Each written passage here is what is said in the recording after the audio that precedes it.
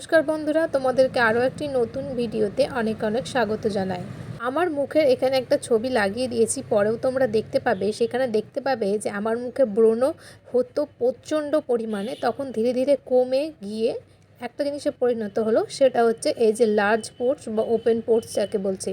দেখতে এটা এত বাজে লাগে যে এটাকে তাড়ানোর জন্য আমি কি ইউজ করেছি তোমাদেরকে সেটাই আজকে বলবো।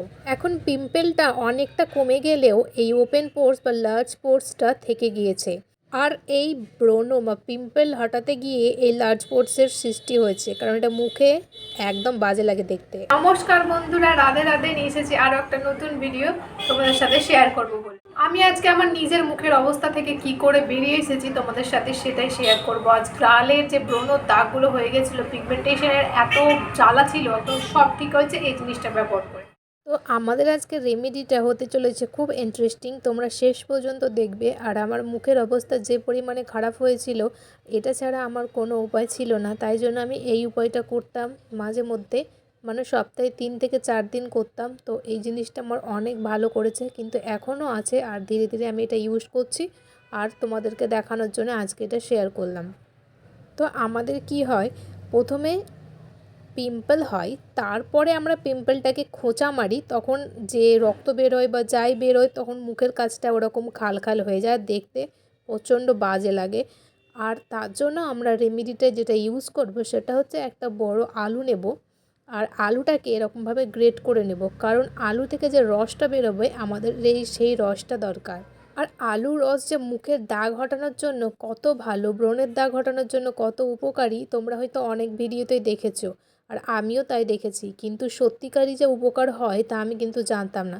সেই জন্য আজকে বাড়িতে ট্রাই করছি, প্রায় 1 মাস হলো, কিন্তু তোমাদের সাথে শেয়ার করিনি। আর আমার এই মুখ থেকে কি করে হলো সব ভালো, তাই তোমাদেরকে দেখাবো। একটা বড় আলু নিয়ে নেবে, সেটাকে গ্রেট করে আলুর জুসটা বের করে নেবে, আর আলুর জুসটা একটা ছোট্ট অংশে বের করে নেবে, যেটা তোমাদের যতটা পরিমাণ লাগবে ঠিক ততটা সাইজের আলু নেবে, বেশি লাগলে বেশি, কম লাগলে কম। আর এর মধ্যে তোমরা মেশাবে শুধু চালের গুঁড়ো, আর এটার মধ্যে কিচ্ছু মেশাবে না, শুধু মেশাবে চালের গুঁড়ো। আর চালের গুঁড়োটা একটু বেশি পরিমাণে মেশাবে, কারণ একটা থিক লেয়ার হবে, যেটা আমরা মুখেই লাগাবো শুধু, আর কোথাও না, এটা ঘন একটা লেয়ার হবে, তাই চালের গুঁড়োর পরিমাণটা একটু বেশিই লাগবে। একজনের থেকে যদি হয় তাহলে 2 জনের মতো লাগবে, তাহলে মুখে একটা থিক পেস্ট লাগালে ওটা ঝরে ঝরে পড়বে না। এটা আমি ব্যবহার করতাম প্রায় স্নান করার আগে, কারণ এটার পর এটা ইউজ করলে এটার পর আর কোনো ফেস ওয়াশ করা লাগে না, ক্লিনজিং লাগে না, কোনো কিছুই লাগে না। তো সেই জন্য আমি এটা স্নান করার আগে একটু আলুকে গ্রেট করে জুস বের করে এর মধ্যে চালের গুঁড়ো মিশিয়ে নিতাম।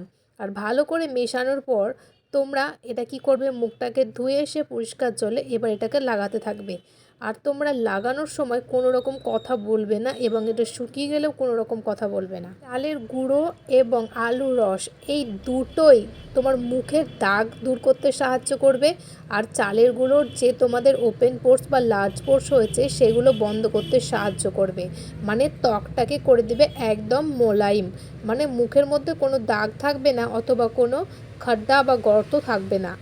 তোমরা যদি এটা 1 সপ্তাহ করো, তোমাদের 1 সপ্তাহের মধ্যে রেজাল্ট দেবে, কারণ 1 সপ্তাহতে 3 থেকে 4 দিন তো এটা করাই হয়ে যায়, কারণ এটা এত ভালো রেজাল্ট দেয় যে আমি না করে থাকতেই পারি না।